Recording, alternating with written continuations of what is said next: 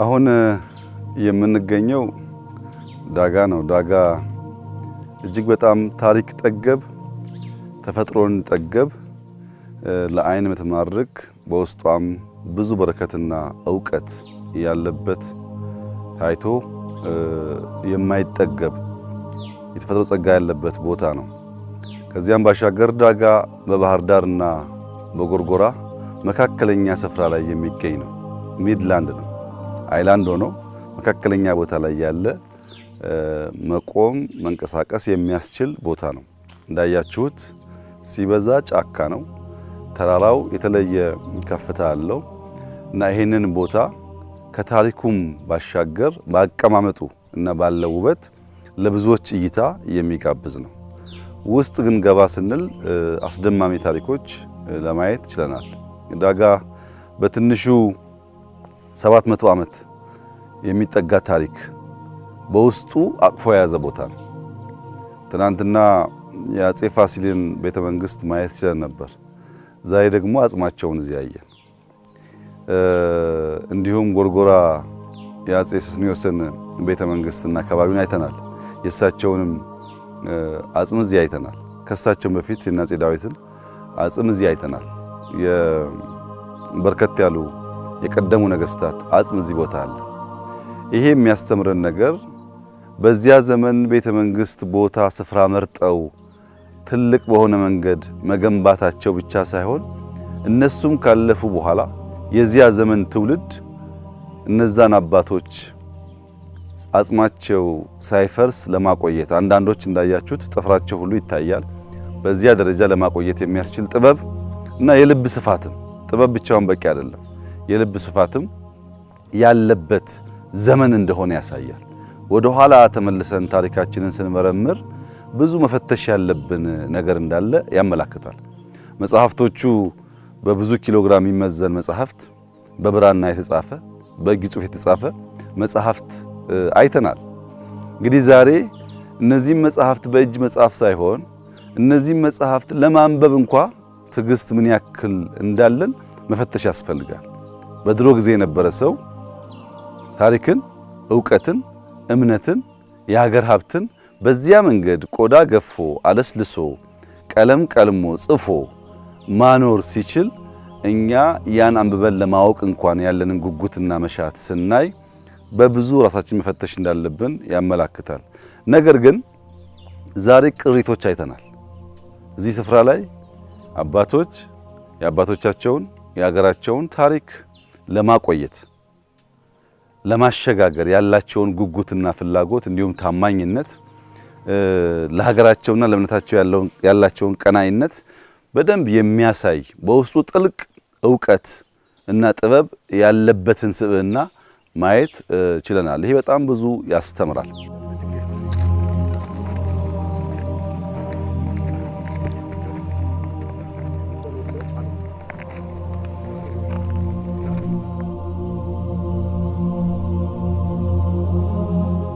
እንግዲህ ለመላው ለኢትዮጵያ ሕዝብ መናገር የምፈልገው ነገር በመጀመሪያ ታሪካችንን፣ መነሻችንን፣ ጅማሯችንን ማወቅ ያስፈልጋል። ለማድነቅም፣ ለመጠበቅም፣ ለመጠቀምም የመጀመሪያው ነገር ማወቅ ነው። ስናቅ እዚያ ውስጥ ያለው የሀብት ጥግ፣ የእውቀት ጥግ፣ የጥበብ ጥግ እየገባን እየተገለጠልን ስለሚሄድ ካወቅን በኋላ ሁለተኛው ዋነኛው ተግባር ማልማት ነው። ይሄ ቦታ እጅግ ውብ የነበረ ቢሆንም ከለውጡ በኋላ ከ2010 ጀምሮ ነው ይህ ቤተክርስቲያን በአዲስ መልክ የታነጸው። አሁን የምናየው የሚገነባው ላይብራሪ፣ ሙዚየም እጅግ የሚገርም ነው። ይሄ ሁሉ ተራራ ሰው ድንጋይ ተሸክሞ ብረት ተሸክሞ ይሄን የሚያክል ስትራክቸር መገንባት ቀላል ነገር አይደለም። ስናየው ቀላል ይመስላል፣ ስራው ግን ከባድ ነው። እዚህ የሚሰሩ ሰዎች በሳምንት አንዴ እንኳን ወደ ከተማ ለመሄድ ድል አያገኙ።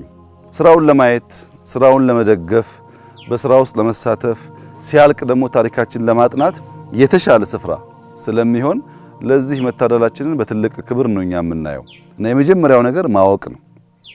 ሁለተኛው ነገር እና አሁን እየሆነ ያለው ማልማት ነው።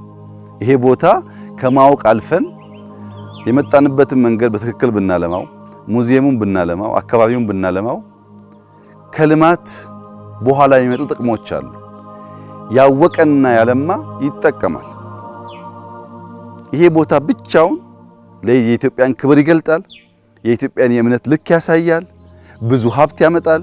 የሚንቁን እንዲያከብሩን፣ የማያውቁን እንዲያውቁን፣ ለብዙዎች ትምህርት መስጠት የሚችል በጣም ግዙፍ ነገር በውስጡ የያዘ ሲያዩት ያነሰ ይመስል በጣም ትልቅ ሀብት በእምቅነት የያዘ ቦታ ነው እና ሁለተኛው ማልማት ነው። ከዚያ በኋላ መጠቀም ያልኩት ነው የሚመጣው። ሶስተኛው በዚያ ታሪክ፣ በዚያ ጥበብ፣ በዚያ ዕውቀት፣ በዚያ የልብ ስፋት መጠቀም ያስፈልጋል፣ መማር ያስፈልጋል። ትውልድ እዚህ ቦታ መጥቶ ታሪኩን ቢያይ፣ እዚህ ቦታ ያሉትን አባቶች ቢያይ ብዙ ትምህርት የሚቀስም ይመስለኛል። ካወቅን ካለማን ከተጠቀምን በኋላ ግን ማሸጋገር ደግሞ ይጠይቃል። ለትውልድ የሚልቅ የሚያልፍ መሆን አለበት። 700 ዓመት አቆይተዋል ባልተመቸ ሁኔታ አባቶች። ሌላ ብዙ መቶ ዓመታት መቆየት እንዲችል አሁን ያለው ትውልድ ደግሞ ማስተካከል፣ ማሳመር፣ ማስዋብ፣ ማሳወቅ ያለበት ይመስለኛል። ኢትዮጵያ ውስጥ በትክክልም የበራለት የገባው የተገለጠለት ተፈጥሮን ያከበረ አምላኩን ያመነ ትውልድ ነበር ማለት ነው። አሁን የሚያስፈልገን ነገር መንሳፈፍ አይደለም፣ መሬት መርገጥ ነው። ተፈጥሮን ማወቅ፣ ራስን ማወቅ፣ ሀገርን ማወቅ፣ ከባቢን ማወቅ፣ ፈጣሪን መፍራትና መገዛት ነው። እነዚህን ነገሮች በምናውቅበት ጊዜ ያ የነበረው ገናናነትና ትልቅነት በዚያ ደረጃ ብቻ ሳይሆን አሁን ያለውን ዘመን በሚዋጅ ልክ ልንሰራው እንችላለን።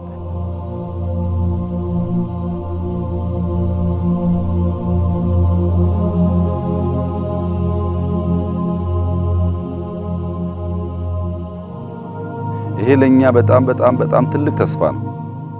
ዳጋ ላይ የሚገነባውን ማየት፣ ለግንባታው ድጋፍ ማድረግ፣ አጼ ፋሲል ቤተ መንግስትን ማደስ፣ ጎርጎራን መልሰን ማደስ እና እነዚህን ታሪክ ማገናኘት መቻላችን ትልቅ እድለኝነት ነው። ብዙዎች ለማየት አልታደሉም እንኳን ለመስራት። እኛ ለማየትና በሚገነባ ውስጥ ለመሳተፍ እድል ካገኘን እንደ ትልቅ በረከት እንደ ትልቅ ጸጋ ነው የምንወስደው እና ኢትዮጵያውያን በየቦታው የሚያኮራ ሀብት አለን። በጣም የሚያስደንቅ ታሪክ አለን። የሚገርሙ ሰዎችም አለን። ሙሉ ህይወታቸውን ለታሪካቸው ለእምነታቸው የሰጡ ታማኝ ሰዎችም አሉን። በከተማ እንደምንሰማው ብቻ ሳይሆን ሰው የሚወዱ ሰው የሚያከብሩ በፍቅር ሰው የሚቀበሉ ታሪካቸውን በእንክብካቤ የሚይዙ አባቶችም አይተናል። ይሄ ሁሉ ትምህርት ስለሆነ ከዚህ ተምረን የላቀውን የተሻለውን ለመስራትና ለማሸጋገር የምንበቃ እንዲያደርገን ከምንናገረው ከምናስበው ባሻገር ሐሳቦቻችን መሬት ነክተው የምናይበትን ተፈጽመው የምናይበትን ጸጋና የመከናወን ብቃት ፈጣሪ እንዲሰጠን እንዲያድለን ነው መመኘት መለመን ያለብን። እጅግ በጣም ተስፋ የሚሰጥ የሚያስደስት የሚያኮራ ታሪክ ነው ዛሬ ያየነው። እንግዲህ ኢትዮጵያ ትልቅ ሀገር ናት። ማትጠገብ በውስጧ ብዙ የያዘች ታሪክ ጠገብ ሀብት ጠገብ አስደናቂ ሀገር ናት።